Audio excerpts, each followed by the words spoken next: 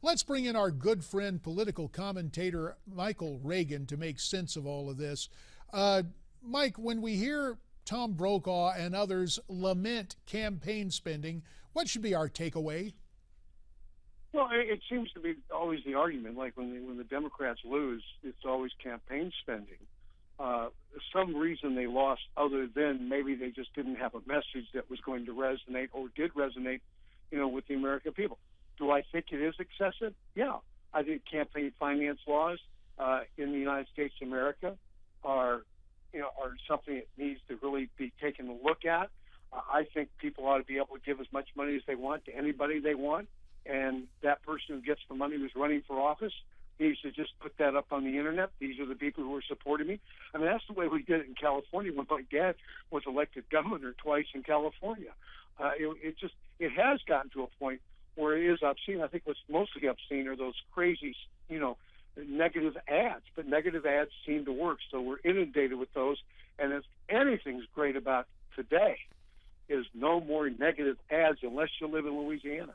Yeah, because the runoff comes there in that Senate campaign next month. A lot of territory you covered right there. But let's return to the race in North Carolina. A whole lot of spending there against Tom Tillis. Yeah, money was spent on his behalf, but he pulled out that victory.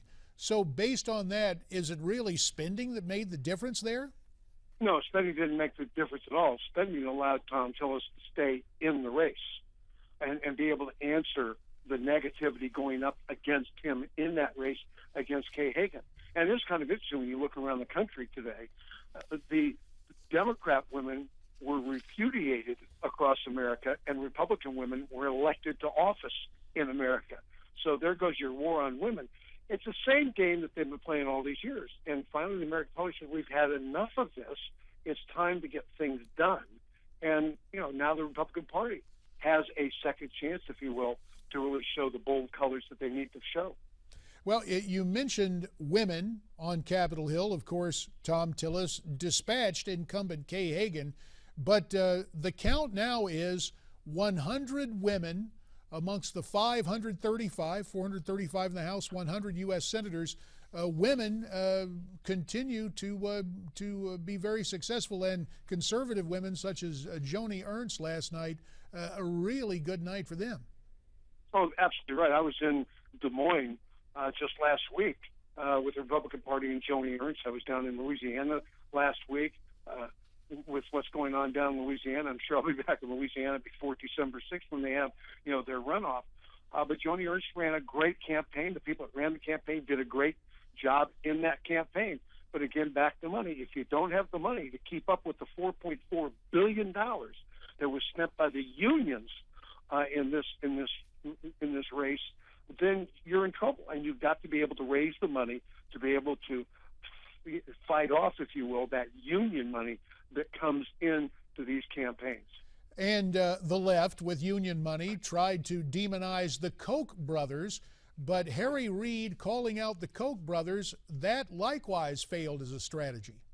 Yeah, all they did was try to blame. They were fixing blame before even the election. Blame the Koch brothers, now blame Obama.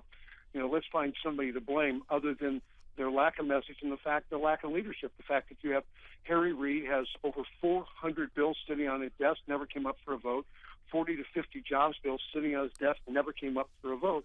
Now they'll be able to come up for a vote and be voted up or down. And now the veto pen moves from Harry Reid to the President of the United States, so people can actually see the kind of president, if they don't already know, the kind of president he isn't.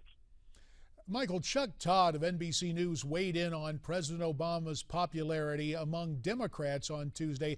Let's take a listen to what Mr. Todd had to say, and I'd like to get your reaction to it. So this tells you the Democratic Party is no longer the party of Obama. This is the states that Obama's traveled to in the campaign trail over the last month here. As you can see, really none of the competitive states have been talked about. And now let me show you the map that Bill Clinton's traveled to. All these states in yellow here.